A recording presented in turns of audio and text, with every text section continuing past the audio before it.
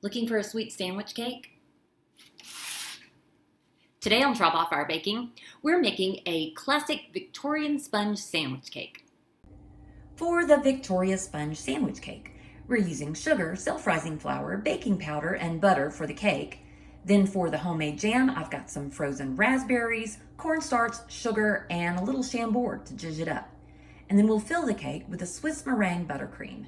That's eggs, sugar, coconut milk, and butter. This cake recipe is a Mary Berry recipe, so I totally trust it. But it's a little weird that it calls for self-rising flour and baking powder. So we'll see how that works out. I'm just adding the last of 4 eggs, and it's kind of just a dump recipe from there. I've got 8 ounces of sugar, 8 ounces of flour. That's the self-rising flour.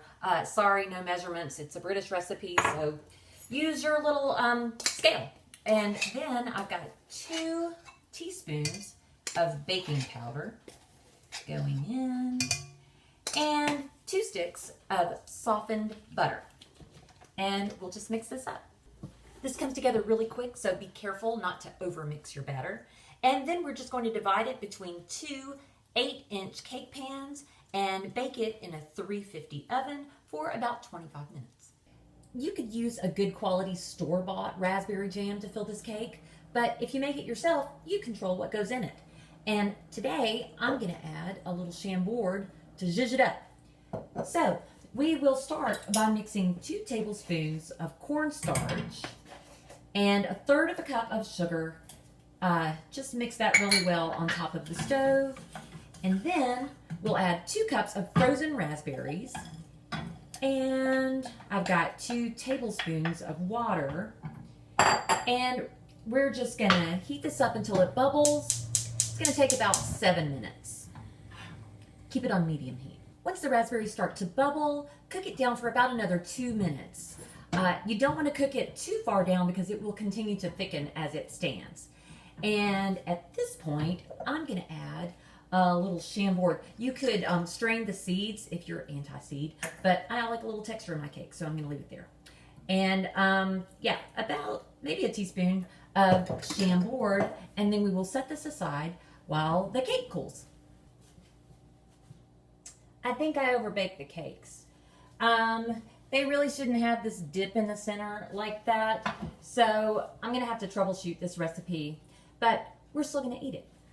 There is some controversy over the proper filling for a Victoria's sponge sandwich cake. Some say it should be whipped cream, some say it should be buttercream. So today I'm making my favorite Swiss meringue buttercream because it's a little more stable at room temperature than whipped cream, and it's delicious. So we will start by mixing 6 egg whites and 1.5 cups of sugar. I've got about 1 inch of water simmering on top of the stove, and then I'm just using this bowl of my stand mixer, and we will just whisk this until it's frothy and comes to about 120 degrees. It will look thick and white and really bubbly. Once the egg whites look like this, we're ready to move to the mixer. I've moved the egg whites to the mixer, and I'm just going to mix on medium-high speed for about 6 to 8 minutes, just until the bowl feels cool to the touch. Once the bowl of the mixture is cool to the touch and it's shiny and fluffy, we'll start adding our butter, just a couple of pieces at a time on a very low speed. We're adding 3 sticks of butter, just about a tablespoon at a time. Once the butter is combined, we'll just add a pinch of salt, and I've got 2/3 cup of coconut milk that I've added about a teaspoon of vanilla to.